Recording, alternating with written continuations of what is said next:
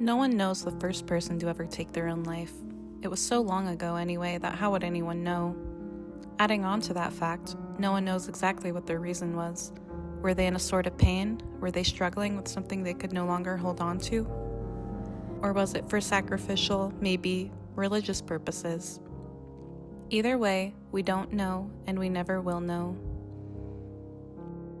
What we do know for certain is that the act of taking your own life is a result of a much deeper issue than just depression or an impulse, which most of them are, impulsive anyway. While the topic is so widely discouraged, as in just speaking of it, and seen as a sin, again, even for just speaking of it, the act of taking your own life is a decision. And though it may not be the correct decision, now that there really is one, it is a path people take, and one they cannot come back from. Although I'm going to note that most life-taking attempts are committed by women, so maybe it's possible they can come back from the path they've chosen, but otherwise you cannot. Secondary to that, more men succeed, if you will, committing the act, as they go for more lethal methods than women do.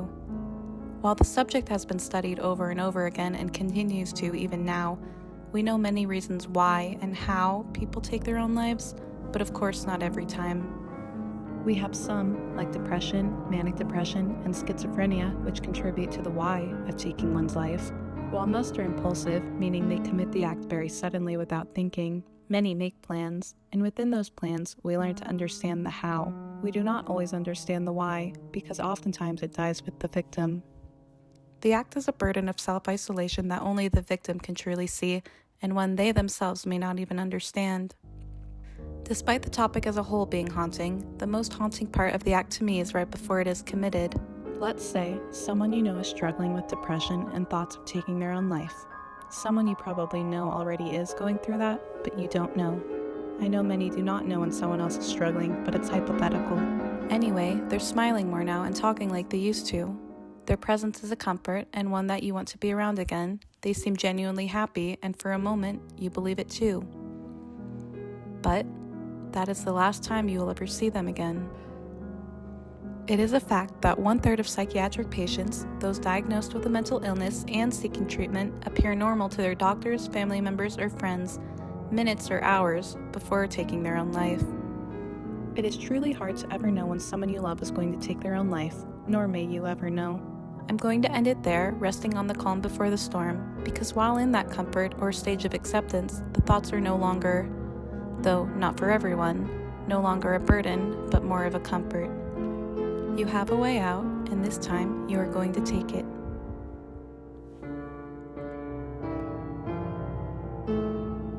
It's like getting ready for a vacation. You have everything planned and all your bags packed. There's a strange sense of relief. The grief has died with your old self, and you're getting ready to become something else. You are, essentially, taking away your own pain by inducing a more permanent solution. The fixations on these thoughts, now plans, have become more of a comfort than anything else. There is no one else to provide such relief than the self-deprecating thoughts in your own mind. And to be so fixated on something you long for is more of a curse than anything else.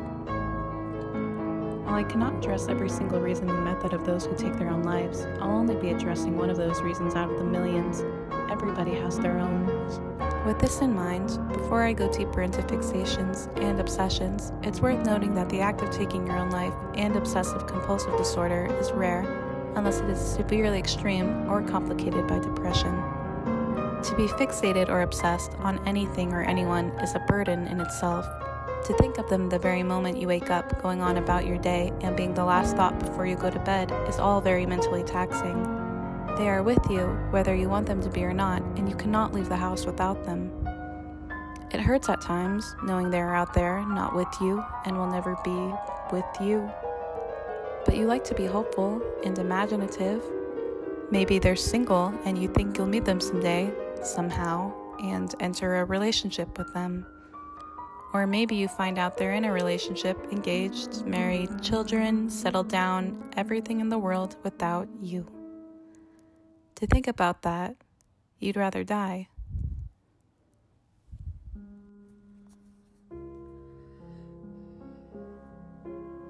The constant battle, the back and forth, or the overall fixation on this one person or thing becomes a burden, and leads to a depression so severe the individual may experience self-destructive thoughts, or even make a plan.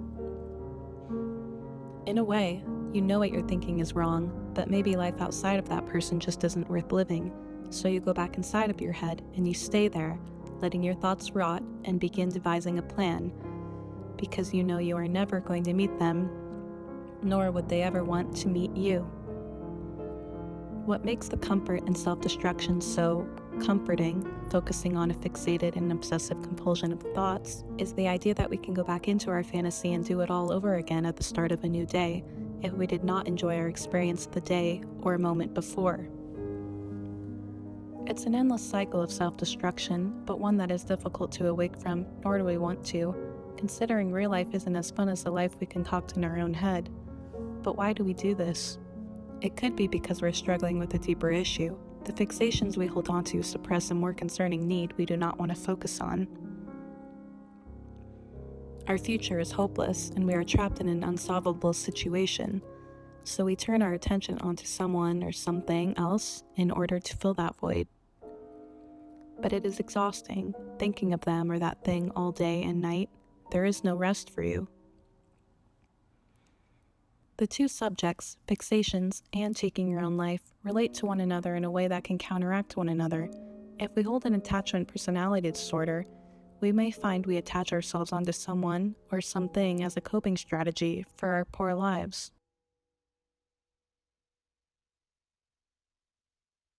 When we realize that the one we so long for, or that something we believe we need is permanently unavailable, the thoughts of taking your own life creep in, and that becomes your new fixation. The comfort in self-destruction provides new value, or a new sense of purpose.